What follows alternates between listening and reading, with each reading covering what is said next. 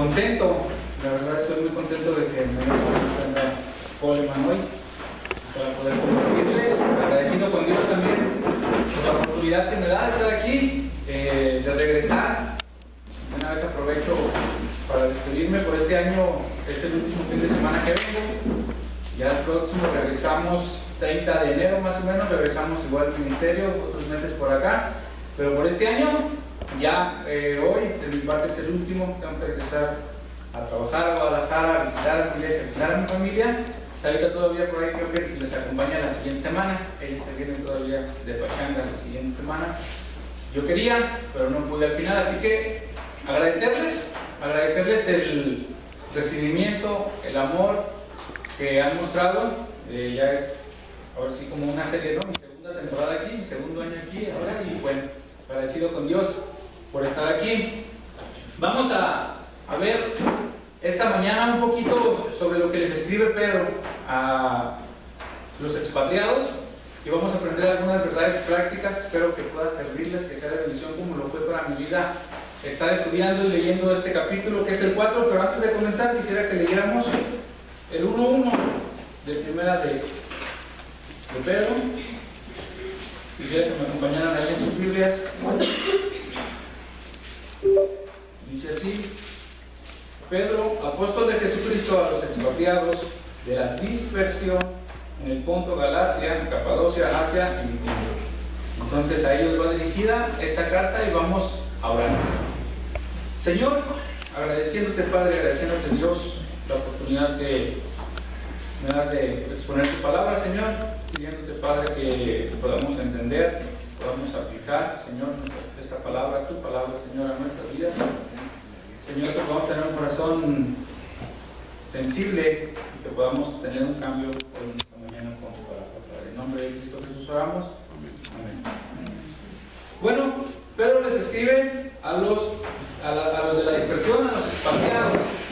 El contexto un poquito de esta carta es en la persecución nerónica, cuando el Imperio Romano gobernaba en esa parte. Entonces, el Imperio Romano está gobernando Nerón. Dicen por ahí algunos escritores que tenían una fascinación por construir, y pues para poder seguir construyendo pues quería tirar lo que había y no sabía cómo. Entonces incendió Roma. La gente sabía qué clase de gobernador tenía y ellos sospechaban mucho de él. Al darse cuenta Nerón de esto, decidió dirigir la dirección hacia otras personas, y esos fueron los creyentes, los cristianos de esa época, y empieza una persecución, porque no solamente, o sea, Nerón incitó a esto con quizás algunas otras personas que no querían a los cristianos, y se suman a Nerón y empiezan a perseguirlos y empiezan a padecer ellos. Dentro de la persecución hay cosas bastante fuertes, como en los circos romanos, donde ponían gente, creyentes, y les soltaban leones para que se los comieran, y esa era su diversión. Y había tantas y tantas cosas, eran muy perseguidos, padecían mucho. Y llegando aquí al capítulo 4, desde el 3 ya viene explicando el padecimiento del creyente Pedro. Después de explicar una vida santa en el capítulo 1, capítulo 2, capítulo 3 entra un poquito con el testimonio hacia la familia, dentro de la familia, con marido y mujer, y ahora a medias, por ahí como del versículo 13 del 3 hasta el verso 19 del 4, es donde empieza a explicar un poco el padecimiento. Nosotros vamos a estudiar ahora el capítulo 4. ¿Cómo vivir en medio del padecimiento? ¿Cómo vivir y afrontarlo realmente? Porque no es una cosa fácil, no es algo que podamos pasar y decir, sí, pues me critican, me dicen, me persiguen, hasta me golpean. Yo supe que a un pastor aquí en Ezequiel lo golpearon. En el sur, en Chiapas, persiguen y matan cristianos todavía. En México, y era algo que yo ignoraba hace como un año, lo descubrí. Yo creí que en México era más tranquila la persecución hacia el cristiano, pero no. Hay ciertas partes de la región donde, por ejemplo, aquí mismo en Querétaro, en Ezequiel, ya golpearon a alguien. En el sur, pues matan, no solamente golpean, sino matan. Entonces hay padecimiento, es real. Esto nos alcanza hasta ahora. Y vamos a ver si podemos entender un poquito lo que Dios nos quiere decir en el capítulo 4. En el capítulo 4 de cómo vivir en el padecimiento ante los inconversos, ante el gentil. Pedro explica un poquito eso. Después dice cómo vivir en el padecimiento ante un creyente y cómo vivir en el padecimiento hacia Dios. Yo hacia Dios, cómo tengo que vivir en el padecimiento hacia Él, porque muchas veces lo culpamos a Él, y muchas veces nos llenamos de rencor hacia Dios por lo que pasamos, pero quizás a ver si podemos entender hoy cómo hacer eso y al final entender que tanto gentil como creyente va a tener un juicio. A grandes rasgos es lo que explica Pablo en esta carta, en este capítulo, y vamos a entrar a eso. Vamos a ver cómo vivir en medio del padecimiento ante los inconversos, ante un gentil, y eso lo vamos a ver del verso 1 al verso 6 del capítulo 4 de Pedro, y dice así: puesto que Cristo ha padecido por nosotros en la carne, vosotros también, armaos del mismo pensamiento, pues quien ha padecido en la carne, terminó con el pecado, para no vivir el tiempo que resta en la carne conforme a la concupiscencia del hombre, sino conforme a la voluntad de Dios. Basta ya el tiempo pasado para haber hecho lo que agrada a los gentiles, andando en lascivias, concupiscencias, embriagueces, orgías, disipaciones y abominables idolatrías. A esto les parece cosa extraña que vosotros no corráis con ellos en el mismo desenfreno de disolución y os ultrajan, pero ellos darán cuenta al que está preparado para juzgar a los vivos y a los muertos. Porque por esto también ha sido predicado el evangelio a los muertos, para que sean juzgados en la carne según los hombres. Pero vivan en espíritu según Dios. ¿Cómo vivir en medio del padecimiento ante los inconversos, ante los gentiles? Primero Pedro les dice, verso 1, armaos del mismo pensamiento de Cristo, que es en su padecimiento en la carne. Armándonos del pensamiento de Cristo, el padecimiento de la carne. Tener en mente esto. ¿Qué es? O la palabra que viene ahí, armados, es hosplizaste. Se utiliza solamente en la Biblia, aquí en este pasaje, y se usaba para un soldado que se ponía la armadura. Entonces, quizás Pedro les está diciendo que con ese mismo entusiasmo, con esa misma determinación que un soldado se pone la armadura, se arma, nosotros nos armamos del pensamiento de Cristo, que vamos a padecer, y va preparándolos y nos va preparando para lo que sigue. Dice, con un propósito. ¿Por qué nos vamos a armar del pensamiento de Cristo ante su padecimiento? Verso 2, para no vivir el tiempo que resta en la carne, sino conforme a la voluntad de Dios. Conforme a la voluntad de Dios. Dice que vivamos conforme a la voluntad de Dios. ¿Cuál es la voluntad de Dios? Pablo nos da una luz de eso en 1 Tesalonicenses 4:3, porque la voluntad de Dios es su santificación, que os apartéis de fornicación, vuestra santificación. Y habla un poquito de eso porque el verso 3 dice, basta ya el tiempo pasado para haber hecho lo que agrada a los gentiles, andando en lascivias, concupiscencias, embriagueces, orgías, disipaciones y abominables idolatrías. ¿Cómo nosotros tenemos que vivir ante los gentiles no siendo como ellos? Armándonos de que vamos a padecer por ellos, y luego le dice no siendo como ellos, viviendo en la voluntad de Dios, que es la santificación.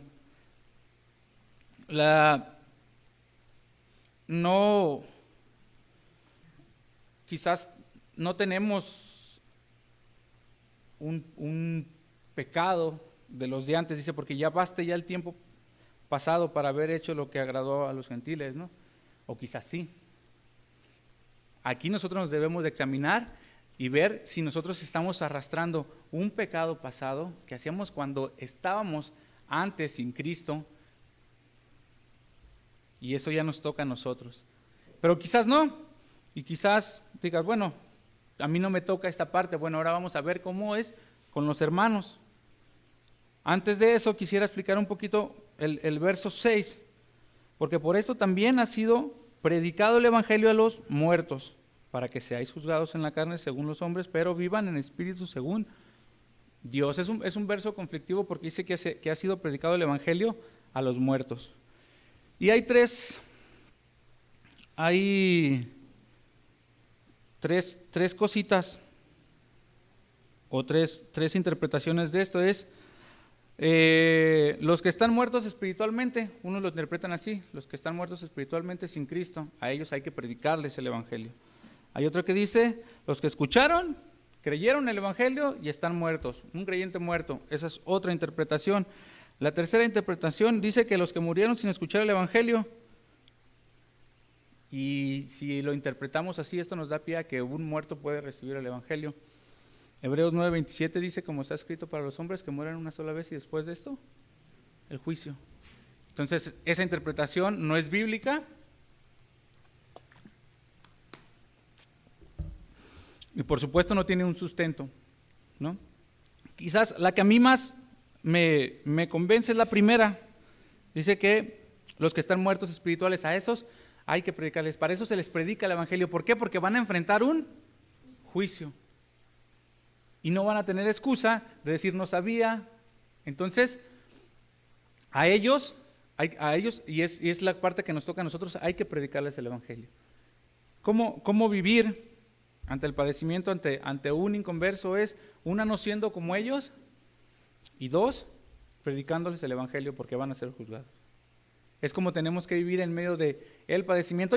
Los cristianos de esta época, ellos estaban padeciendo, y por supuesto quizás más adelante lo va a explicar por ahí el verso 15 Pedro, pero quizás también tenían ganas de matarlos, de vengarse, de no dejarse, ¿no? Y bueno, al contrario de eso, le dice: no sean como ellos, no anden en sus pecados, sino predíquenles el evangelio. ¿Qué es la actitud que debemos de tomar nosotros con las personas que no conocen a Cristo? No ser como ellos, dejar nuestros pecados pasados y predicarles el evangelio, porque ellos van a ser juzgados. Ahora, ¿cómo vivir el padecimiento ante los creyentes? Y esto es del verso 7 al verso 11, y dice así: mas el fin de todas las cosas se acerca, sed pues sobrios y velad en oración, y ante todo, tener entre vosotros ferviente amor, porque el amor cubrirá multitud de pecados. Hospedaos los unos a los otros sin murmuraciones, cada uno según el don que ha recibido, ministrelo a otros como buenos administradores de la multiforme gracia de Dios. Si alguno habla, hable conforme a la palabra de Dios. Si alguno ministra, ministre conforme al poder que Dios da, para que en todos sea glorificado por Jesucristo, para que en todos sea Dios glorificado por Jesucristo, a quien pertenece la gloria y el imperio por los siglos de los siglos. Amén.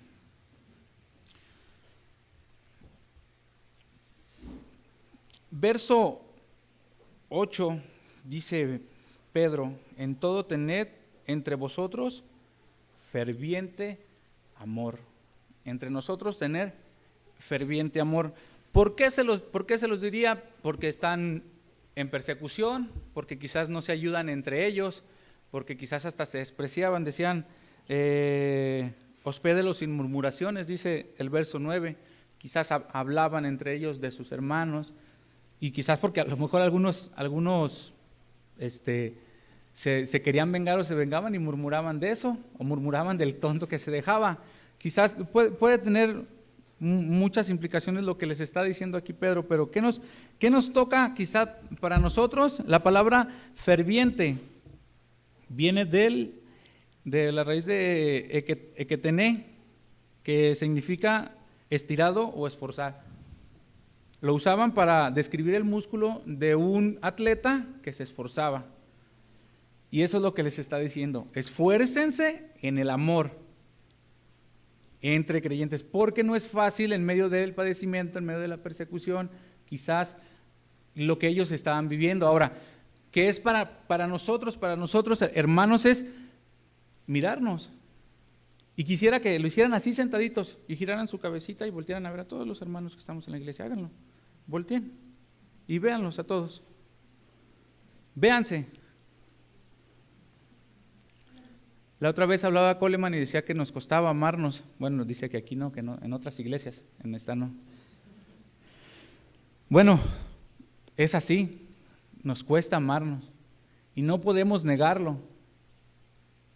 Por eso le está diciendo Pedro, esfuérzate, estira tu amor que alcance a tu hermano, aquel que te cuesta trabajo relacionarte con los hermanos. Ahorita ya los vieron a todos y seguro vieron a uno con el que le cuesta trabajo acercarse y hablar, con el que le cuesta trabajo quizás orar por él. Comienza por ahí, orando por tu hermano, para que en un futuro tú puedas acercarte a él. Y tú si detectas una actitud del hermano que quizás le cuesta trabajo contigo, ora por él y acércate tú, hermano, ¿cómo podemos arreglar esto? Acabamos de tomar la Santa Cena, no puede ser que sigamos tomando la Santa Cena si tenemos algo contra nuestros hermanos. Recuerden, juicio come y bebe para sí.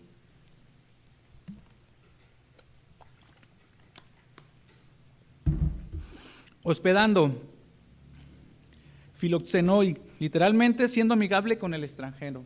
Dice, estira tu amor que lo puedas hospedar, que no tengas murmuración contra él, porque no tiene él en ese momento, en medio de la persecución,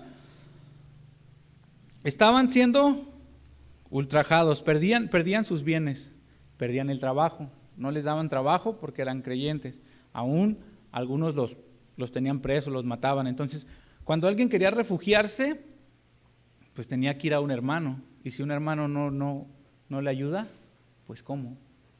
¿No? Si entre nosotros no podemos ayudarnos, entonces pues sí, estamos en un hoyo, no podemos hacer más. Así que da la instrucción Pedro de que bueno, estira tu amor, esfuérzate en estirar tu amor, alcanza a tu hermano, hospédalo, sin, dice el verso 9, murmuración. Es algo muy práctico que podemos hacer. Es algo que nos alcanza todavía a nosotros y que podemos hacer hacia nuestros hermanos. Después, usando nuestros dones, 10 y 11 dice, cada uno según el don que ha recibido, ministralo a otros, como buenos administradores de la multiforme gracia de Dios. Si alguno habla, hable conforme a la palabra de Dios. Si alguno ministra, ministre conforme al poder que Dios da, para que en todo sea Dios glorificado por Jesucristo, a quien pertenece la gloria, el imperio por los siglos de los siglos. Dice que cada uno según el don que ha recibido, carisma, debe ministrarlo a otros. La raíz de ministrar viene de la palabra diácono, servir, siervo. Si uno tiene su don, tiene que usarlo para servir a su hermano. Si te alcanza tu amor, si estiras tu amor para alcanzar a tu hermano, para hospedarlo, tienes que servirle con amor a tu hermano. La situación que ellos vivían era complicada y quizás ellos la entendían.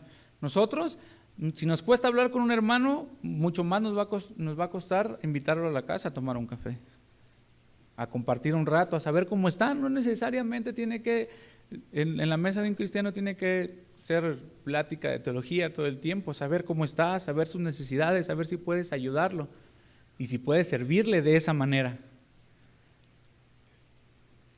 Usar nuestro don para edificar la iglesia. Nosotros somos la iglesia. Y usar ese don para servir a nuestro hermano como cuesta. Porque uno está acostumbrado a que le sirvan. Y uno está acostumbrado a llegar a lo fácil. Pero ¿cómo sería si tú llegas y sirves a tu hermano? Y mayormente si te cuesta amarlo. Podrías surgir una relación que ni siquiera te imaginabas. Ese es el poder de Dios. Usar nuestro don, lo que Él nos dio, para servir a otros. En este caso, alcanzando en amor a nuestros hermanos creyentes. ¿Cómo vivir en medio del padecimiento con nuestros hermanos creyentes? Amándolos, hospedándolos, sirviéndoles. Quizás pasan tiempos difíciles como estaban pasando estos hermanos y no puede encontrar refugio aquí en su iglesia. Yo creo que no lo va a encontrar en ningún lado. Si no podemos abrir los brazos para darle amor a esa persona necesitada, hermano de la iglesia, en ningún otro lado lo va a encontrar. porque vamos en dirección totalmente contraria a la que va el mundo. Nosotros solamente podemos brindarle ese amor y ese servicio para poderle ayudar en medio de su padecimiento. Y teniendo en cuenta que también nosotros podemos padecer algún día, padecer alguna necesidad y necesitar de alguien. Y entonces podemos mostrar nuestro amor sirviéndonos. Ahora, ¿cómo vivir el padecimiento? Yo para con Dios. Ya vimos cómo puedo vivir con el gentil, con el inconverso. Es dejando mi pecado, es apartándome, es poniéndome armándome el pensamiento de Cristo, predicándole el evangelio porque va a ser juzgado. Nosotros también vamos a ser juzgados por eso, si les hablamos o no les hablamos. Ahora, el amor hacia los hermanos. ¿Y cómo no armarse en contra de Dios y amotinarse en contra de Dios si estás padeciendo? Y eso lo vamos a ver del verso 12 al verso 16, de ahí mismo del capítulo 4. Y dice así: amados, no os sorprendáis del fuego de prueba que os ha sobrevenido, como si alguna cosa extraña os aconteciese, sino gozaos por cuanto sois participantes de los padecimientos de Cristo, para que también en la revelación de su gloria os gocéis con gran alegría. Si sois vituperados por el nombre de Cristo, sois bienaventurados, porque el glorioso Espíritu de Dios reposa sobre vosotros. Ciertamente, aparte de ellos, Él es blasfemado, de parte de ellos, Él es blasfemado, pero por vosotros Él es glorificado. Así que ninguno de vosotros padezca como homicida o ladrón, malhechor, o por entremeterse en lo ajeno. Pero si alguno padece como cristiano, no se avergüence, sino glorifique a Dios por ello. ¿Cómo enfrentar el padecimiento hacia Dios? Con gozo. Dice ahí el verso 12 y 13, amados, no os sorprendáis del fuego de la prueba que ha sobrevenido, como si alguna cosa extraña os aconteciera, sino gozaos por cuanto sois participantes de los padecimientos de Cristo.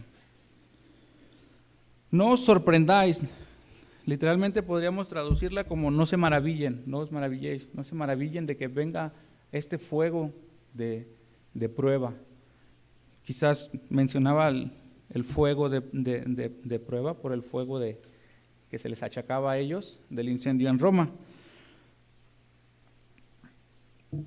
Si no, gocémonos por cuanto somos partícipes de los padecimientos de Cristo.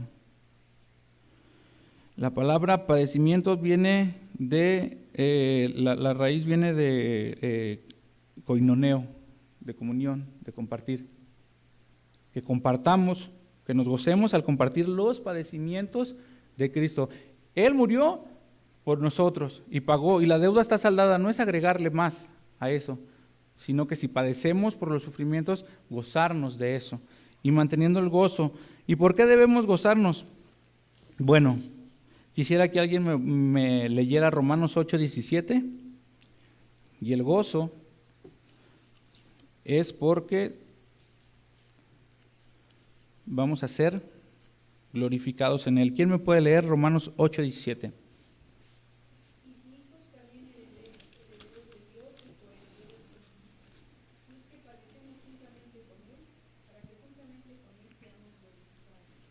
Ahí, gracias, ahí tiene que estar nuestra esperanza y nuestro gozo, en que un día con Él vamos a ser glorificados, junto con Él vamos a ser glorificados.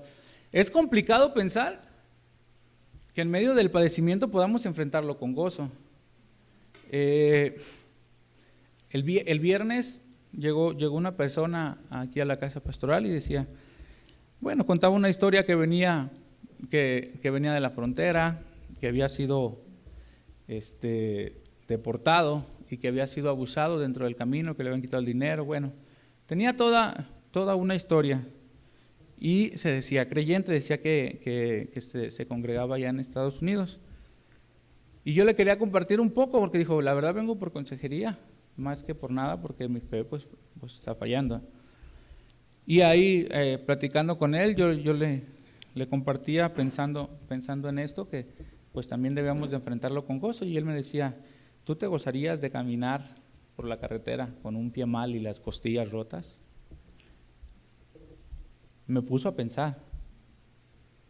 Bueno, ya el fin de esta historia es totalmente diferente a lo que le estoy platicando, pero me puso a pensar en ese momento si yo me gozaría por ese padecimiento, pero porque él decía que lo habían golpeado porque le hallaron su Biblia. O sea, el padecimiento era por Cristo, estaba padecimiento por Cristo, su padecimiento era por Cristo porque a él le habían encontrado su Biblia entre sus cosas, entre sus pertenencias, y que le habían dicho que a ver cuánto aguantaba. Y lo golpearon, le destrozaron un par de costillas, bueno, toda una historia que él tenía.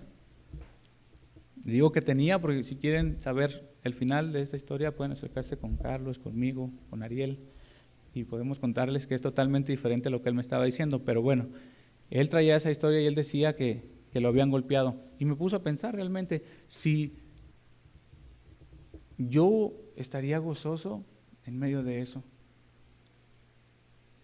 Y quizás el padecimiento que podamos tener ahora como creyentes, si es cuestión de gozo o no, debe serlo si padecemos como cristianos, si padecemos por Cristo, debe serlo. ¿Por qué? Porque vamos a ser glorificados en Él. ¿Quién me podría leer 2 de Timoteo 2:12?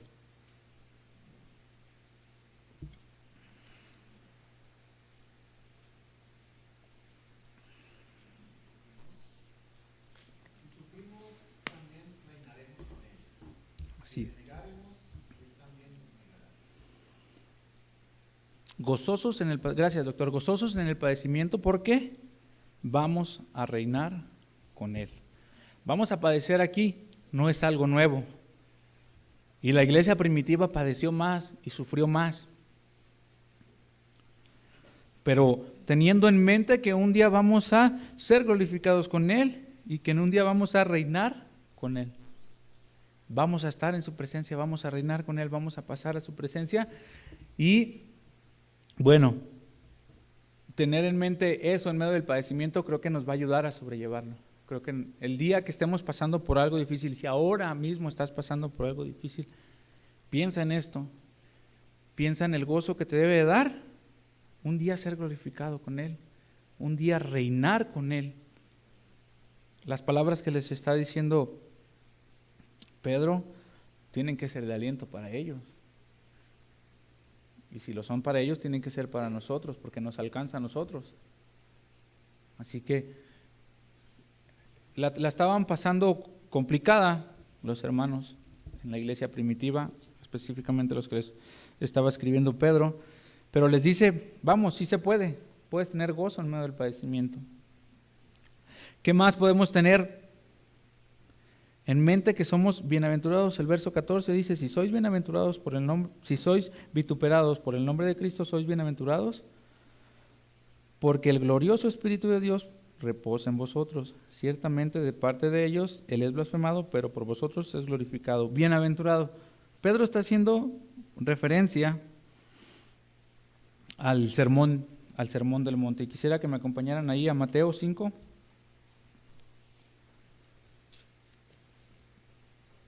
Mateo 5:11. Y dice así: bienaventurados sois cuando por mi causa os vituperen y os persigan y digan toda clase de mal contra vosotros, mintiendo.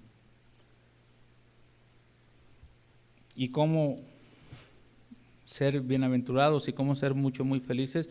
La clave está en que es mentira. Y digan toda clase de mal contra vosotros, mintiendo. Ahí está. Es mentira. Que sea un falso levantado, que sea algo que realmente no nos competa, que a ellos les es cosa extraña, dice, regresando un poquito al verso 4, a ellos les es cosa extraña que no corras con ellos. Al mundo le parece cosa extraña que no vayamos en la misma dirección de ellos. Dice, y por lo tanto los ultrajan.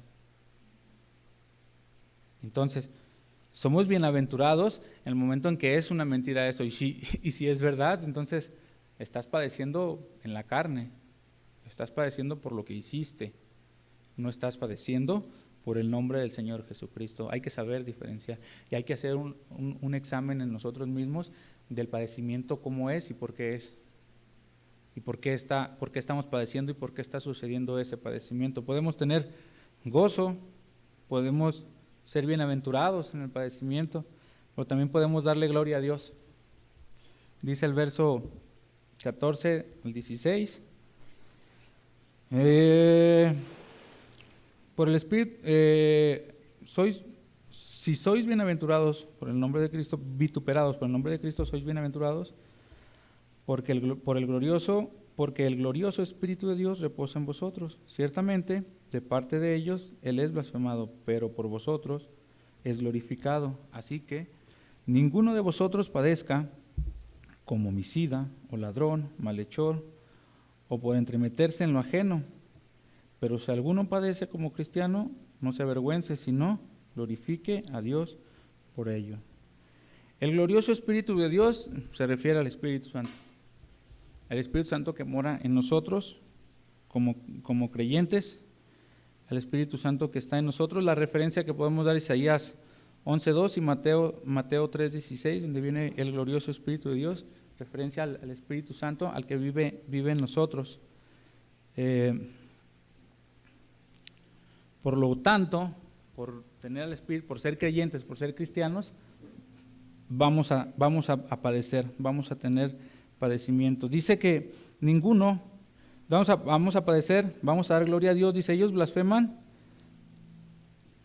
a nosotros, pero nosotros damos gloria a Dios. Ellos nos dicen y nos hacen a nosotros, y nosotros con eso damos gloria a Dios, porque padecemos por Él. El punto que no quiero que perdamos es que es el padecimiento como cristianos, como creyentes. Podemos padecer por consecuencia de nuestro pecado, y para nada eso da gloria a Dios, y para nada eso nos hace bienaventurados, y difícilmente la pasamos con gozo si es por causa de nuestro pecado. Pero si padecemos como cristianos por Cristo, entonces damos gloria a Dios. Aún dice que si ninguno de vosotros padezca como homicida o ladrón. Lo que les estaba explicando es que nada de lo que les está haciendo los lleve a tener una venganza, que nada de lo que están padeciendo los lleve a matar, los lleve a robarles. El capítulo 2, es en el verso, dice, verso 11, 2:11, el mismo Pedro dice, amados, yo os ruego como extranjeros y peregrinos que os abstengáis de los deseos carnales que batallan contra el alma. Les habla de lo mismo, no se venguen, absténganse de eso. Ahora les dice, ninguno padezca por homicida, malhechor, por ladrón, padezca por Cristo, y entonces va a dar gloria a Dios. Si padecemos por cualquier otra cosa, como las que está mencionando aquí, entonces eso pues es contrario a lo que nos está diciendo Pedro. La palabra cristiano en el verso 16 dice, pero si alguno padece como cristiano, no se avergüence. Solamente es usada 3 veces en la Biblia. Aquí, en Hechos 11:26 y en Hechos 26:28. Algunos escritores dicen que pudo haber sido usada como burla para los cristianos, entonces por eso les escribía esto, así Pedro, si alguno padece como cristiano, si se están burlando de ti por creer en Cristo, la usaban en forma burlona. Entonces si tú estás padeciendo por eso, no te avergüences, dice, sino glorifica a Dios por ello. Y creo que para ellos tendría que ser un impacto impresionante al ser perseguidos tendría que hacer algo en su corazón de las personas, de los inconversos de ese momento que los perseguían, si ellos tomaban una actitud diferente ante el padecimiento que estaban llevando y soportando.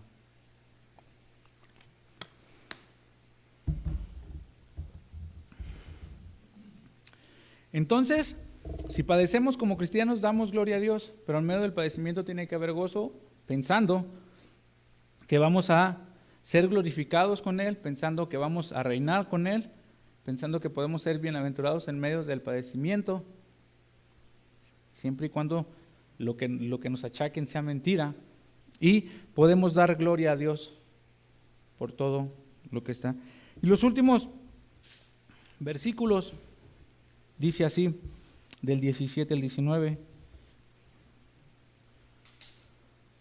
porque es tiempo de que el juicio comience por la casa de Dios, y si primero comienza por nosotros, ¿cuál será el fin de aquellos que no obedecen el evangelio de Dios? Y si el justo con dificultad se salva, ¿en dónde aparecerá el impío y el pecador? De modo que los que padecen según la voluntad de Dios encomienden su alma al fiel Creador y hagan el bien. Va a haber un juicio, y el juicio comienza, dice, por nosotros, por la casa de Dios. También vamos a enfrentar un juicio por lo que hagamos. Quizás la confusión está en el verso 18, para algunos dice que si el justo con dificultad se salva. Pedro les está expresando que no están exentos de un juicio, que tienen que ellos también van a dar cuentas a Dios, como se les explicaba que el gentil iba a dar cuentas a Dios de lo que hacía, que también nosotros vamos a dar cuentas delante de Él, y que por lo tanto, teniendo en mente que vamos a dar cuenta delante de Dios, tener en mente que tenemos que dejar atrás el pecado pasado, que tenemos que amarnos como creyentes, que tenemos que estar gozosos en el padecimiento, y todas estas cosas que les está diciendo es porque tenemos que tener en mente que vamos a también a ser enjuiciados. Dice que si el juicio comienza por nuestra casa, por la casa de Dios, por con nosotros, pues ¿dónde queda el impío? Nosotros tenemos un juicio de disciplina.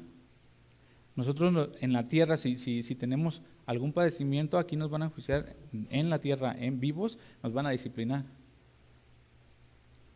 El impío, el inconverso, ellos, si deciden no creer en el evangelio, si deciden no obedecer el evangelio, pues ellos sí tienen una condenación, ellos van a padecer más. Así que creo que fue demasiado breve, espero que haya sido de bendición. Tengamos en cuenta o armémonos del pensamiento de Cristo, y tengamos en cuenta que si tenemos algún pecado por ahí que venimos arrastrando, basta ya el tiempo pasado para hacer lo que era pasado, sino que podamos, ahora es el momento de llevárselo al Señor. Y quizás digas, bueno, yo ya lo pasado, como dijera el José, ya lo pasado, ya quedó atrás, yo no tengo nada que con pecados pasados. Bueno, mira a tu alrededor y mira a tus hermanos. ¿Estás siendo de bendición para ellos? ¿Estás sirviéndole a ellos? ¿Estás amándolos? ¿Estás esforzando tu amor hacia tus hermanos? Recuerda que vamos a ser enjuiciados por eso.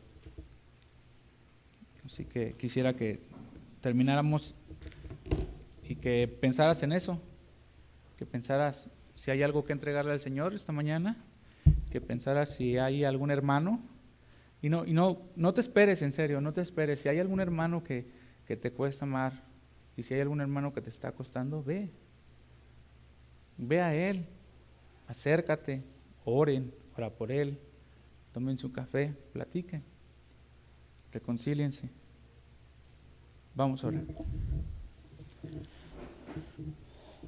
Amado Señor, Padre, agradeciéndote la oportunidad que me das, Señor, de estar aquí, Padre, pidiéndote, Dios, por mis hermanos, que vengamos a ti, Señor, rendidos, que vengamos a ti, Padre, pensando si tenemos algo todavía muy dentro de nuestro corazón que no queremos dejar, Señor, de nuestra vida pasada, que podamos traerlo a ti, que podamos rendirlo a ti, Padre Santísimo. Pensando, Señor, que si me cuesta trabajo amar a mi hermano, que tengo que esforzar, que tengo que estirar ese amor, Señor, para que lo alcance a Él. Y poder servirle con mis dones, poder glorificarte también en eso, Señor, porque eso también trae gloria a Dios. Señor, sabemos que un día tú nos vas a enjuiciar y que un día vamos a pasar frente a ti, Padre Santísimo, y vamos a entregar cuentas de lo que hagamos, Señor. Así que si tenemos algo, Padre, en nuestro corazón, que podamos traerlo a ti, Señor. En nombre de Cristo Jesús. Amén.